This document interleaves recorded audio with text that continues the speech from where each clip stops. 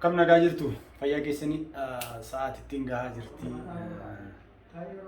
Egaa akkuma isiniin jenne akkuma babarreessin xanfamuu fi maal jechaa kan turre kaabingisuun jechaa kan turre amma badhaafni keenya amma maxxanfamuu fi isarratti ibsa gaggabaabaa misilitti himaa. Innis waanuma xixiqqoo wantoota fooyya'uu qaban waan jedhudha akka itti hirmaattanidha. Innis maalni badhaasota sadii dursee kan asirratti bujechaadha. Badhaasota sadii bilbiloota sadii tokko lama sadii jennee bilbila sadii abbaa carraawwaniif waan tokko qarshii tokko otoo hin baasisin saantima tokko otoo hin baasisin namoota sadii bilbila badhaasuuf qophoofne jirra. Namoota lama immoo unlimited data ji'a tokkoof akka barbaadanitti fayyadamuu kan danda'an isaaniif qopheessinee jirra. Yoo barbaachises immoo sadaffaa arfaffaa waan akkasii dabaluuf qophaa'aa shanaaf ja'affaa torbaffaa waan akkasii dabaluuf qophaa'aa jirra. Isa gaa yoo itti amanamedha. Garuu maanni waan isiniin jedhu isa dura egaa bilbiloota sadan kana keessaa tokko ishee akkasiin irra buutuuf yookaan daatamti kun illee tokko ishee akkasiin irra buutuuf maal gochuu qabdu yookaan carraa fakkeenyaaf maqaan nam tokko bahee garuu namicha irra darbee nama biraatti darbuu danda'a yoo ulaagaa hin guutu ta'e jechuudha. Akkuma kana dura isinis beektan. Kana dura yaadattu yoo ta'e yeroo jalqabaa badhaasa gaafa jalqabne sheerii namaa lakkoofne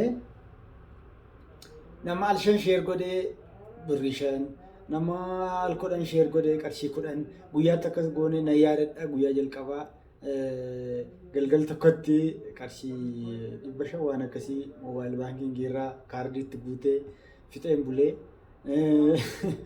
akkasittiin jennee guyyaa 3-4 jechuun guyyoota baay'eef akkasitti fufnee amma immoo achirraatii fooyyessinee gara carraatti seennee carraa gaafa jalqabaa yoo yaadattu taatanii laayivii gadhiisnee irra jechuun viidiyoo gajjallaa jiru keessa ilaaluu dandeessu.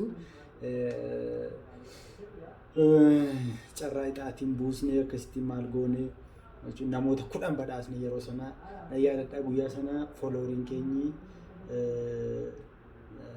akkam ta'e 6,000 dabale guyyaa tokkotti guyyaa jalqabaa sana jechuudha. Sanas ta'e kan jechuun sin badhaasuu bu'aasaa arginee jirra. Hawaasa Oromoo bal'aa bira qaqqabnee jirra. Nuti simutti gammanneerra sin badhaasuu keenyatti guyyaa tokko hin gaabbine. Warreen jalqaba irraa kaastanii ammammaatti badhaasni sutoo isin hin gahiin garuu itti hirmaachaa jirtan Waaqa isin eebbisu dhugaa jechuun just garuu gammadaamuu maaliif jennaan Oromummaa keessan bahattanii jirtanii galanni keessan bilisummaa dhugaa. Handhuura Oromiyaa magaalaa guddittii Finfinnee giddu galeessa godhachuudhaan kan hundeeffame yeroo gabaabaa gidduuttis maamiltoota hedduu kan horate. Meeshaawwan elektirooniksii kanneen akka bilbiloota smartfoonii, laaptooppii kompiitarsii fi kanneen kana fakkaatan dhiyeessuudhaan kan beekamu. Odaa elektirooniksii quba qabdu. Gadaan erga keenyatee gabaanis keenyataa odaa elektirooniks handhuura Oromiyaa Finfinneetti Boolee irraa ka'ee guutummaa Oromiyaatti dhiyeessii meeshaalee elektirooniksii kompiitaraa fi meeshaalee kompiitaroota bilbiloota ammayyaa taabileetiiwwanii fi bu'aawwan teeknooloojii hunda of keessatti qabatee isin eegaa jira. Odaa elektirooniksii dhuftanii maaltu jira jedhame hin gaafatamu wanti dhabame hin jiru. Maarree warreen baaqees ta'ee jilmaan fudhattanii magaalota Oromiyaa irratti raabsuu barbaadanii carraa bareedaa isiniif qopheessinee jirra. Haala mijataa qabna. Maarree koottaa meeshaalee qulqullina gatiin madaalawaa nu biraa argattu. Warreen sababa adda addaatiin dhufuu hin dandeenyeef bilbiltanii yoo nu ajajjan battalatti iddoo jirtanitti isin biraan geenya. Teessoon keenya Boolee Gamoo Oromiyaa darbii tokkoffaarratti nu argattu. Odeeffannoo dabalataaf Duwwaa 911 43 7 yookiin Duwwaa 944 22 83 44 nuuf bilbilaa. Kanaaf ani filannoon koo odaa elektirooniks isinoo. Gara dubbii keenya ijootti yoo dabarree maanni ulaagaan keessanii isa jedhuuf inni tokkoffaan sheeriidha.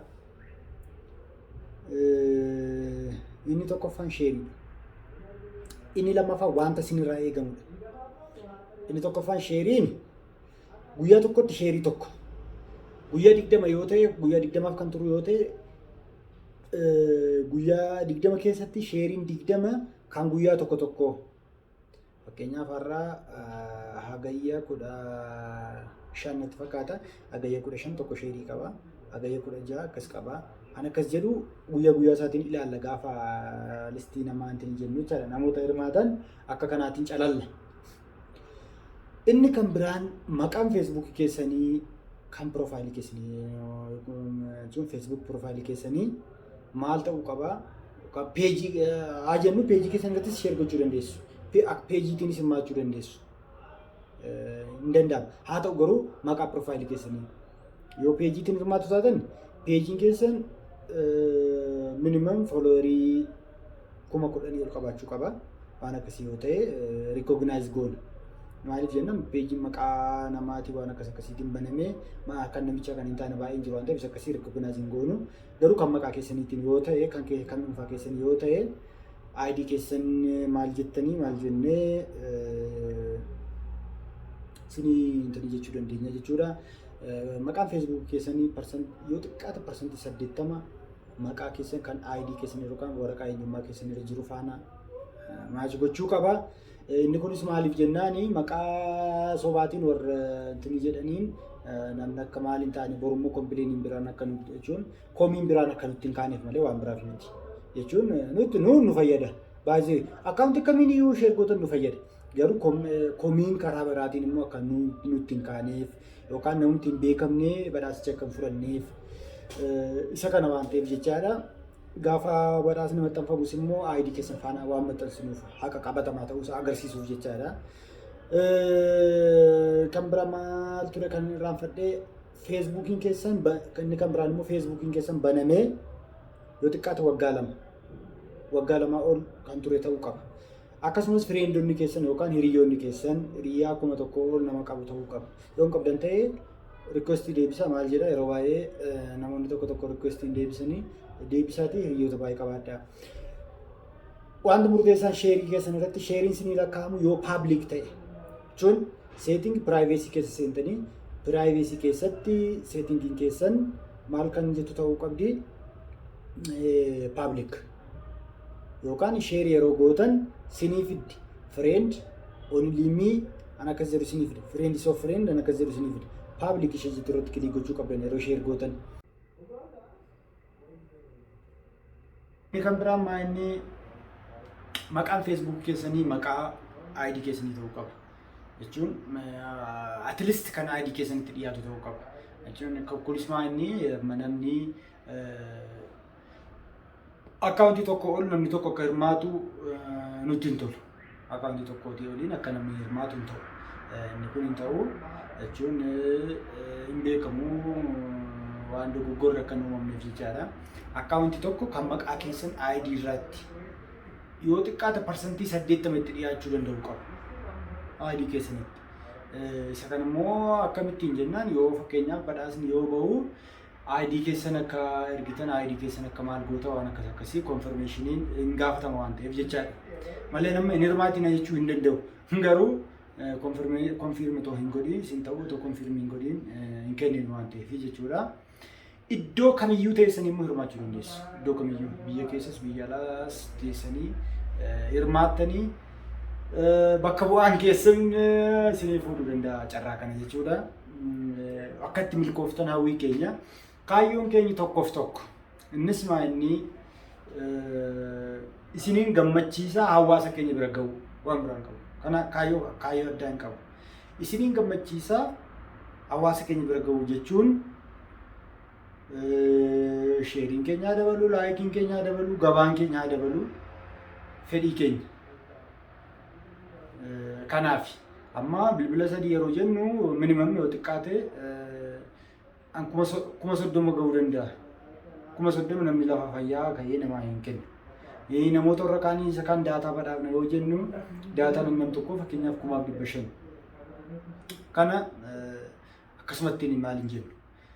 Kana jechuun maal jechuu barbaadeeni har'aaf haa ta'u bor waggaa 2-3 haa ta'u rizaaltii jechuun rizaaltii bu'aa akka qabu ni beekna. Tarii amma jennus ta'uu dhiisuu danda'a. Ta'ummoo garuu hawaasa keenya bal'aa bira gahuu barbaanna. Kana waan ta'eef isa murtaa'e qofa otoo hin taane isin gammaddanii akkasiin hiriyoota keessanii eenyuuf nama hundumaa akka itti hirmaachistan firoota keessan akka itti hirmaachistan barbaanna. Kanadha garuu wanti tokko xiqqoo kan keessatti nama gaaffii namatti uumu waan connectioniin iddoo garaagaraa baduuti. Akka amma jennetti fulbaana tokkotti carraa kana ni ifoomsine jennee yaadnee turre. Amma garuu hin beeku yookaan achi butuu dandeenya yoo connectioniin dafee deebi'e yoo deebi'uu baate immoo xiqqoo 10-20-30tti intani gochuu dandeenya yookaan ayyaana irreechaa irratti gochuu dandeenya. Sanas ta'e kana har'a maxxanfamaa yeroo hundumaa piin ta'ee jira. Comment yookaan like kan isin gootan maxxansa isa carraa qabatee jiru jalatti kanadha. Maal isiniin jedhaa kana caalaa galatooma wantoota idii ta'an wantoota maal ta'an immoo yoo jiraatan irratti eeggadha. Isa kanadha. Carraa waan isin barreessitan immoo waan biraa miti lakkoofsuma barreessitu. Isaatichitti waan irraa maal jedhu isin jiru. Bilbila keessan erguu hin barbaachisu ammaa fi koomentii jalatti qofa lakkoofsa barreessitu. Achirraa abbaan carraa ni bahaa jechuudha gaafa sana. Lakkoofsa meeqaatti akka barreessitan immoo ajaja irratti hin taa'a. Amma maa inni ajaja sirriitti dubbisuun immoo waan ijoodha. Ajaja sirriitti dubbisuu jechuun ajaja keenyarra waan jiran sirriitti dubbisuun hojiirra oolchuun intini keenya. Nuti ammoo walumaa gala waan adda waan isin baasii qabdan waan ta'eef ajajni keenya eegdeenii yookaan ajajni keenya inni tokkoffaan sheer akka gootanidha. Isa kanadha. Kana waan ta'eef akka kanatti hirmaadhaa namoota hirmaachisaa hiriyoota keessan hirmaachisaa. Barbaadan telegiraamaan namaa ergaa yoo barbaadan istoorii keessan irratti sheer godhaa waan garaagaraa irratti namaaf ergaa hiriyoota keessaniif inboksii godhaa. Akkas godhaati namoota hirmaachisaa. Namni tokko karaa feesbuukii tokkooti kan inni hirmaachuu qabu yookaan kan maqaa ID isaatti dhiyaatuun ta'uu qaba. Yoo maqaan keessan maqaa ID keessan himte ta'e kan ittiin hirmaattan tokkoon at least gara maqaa ID keessanitti jiraachuu qabdu. Inni kan biraan tokko waan ta'e irraan fedhee feesbuukiin ittiin hirmaattan kan waggaa 2 as baname ta'uu hin qabu. Isa kana ni eeyyamu.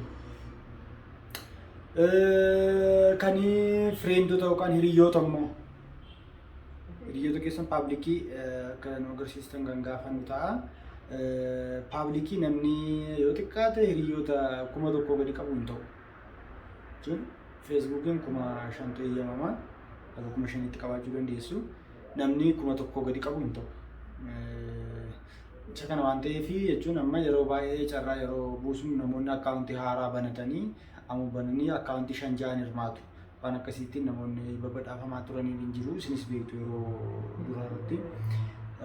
Sanas ta'e kana amma garuu seerota akkasii gooneerra. Inni tokko maqaan keessan kan ID keessanitti kan iyyatu qaba. Inni kan biraan akkaawuntiin keessan yoo akkam ta'e umurii waggaa 2 waan akkasii qabaachuu qaba. Join Facebook 12,000 fakkeenyaaf kan koo waggaa 11tti siqaayera jechuudha. 11ffaa koo kabajachuu kan ergan Facebook baradhee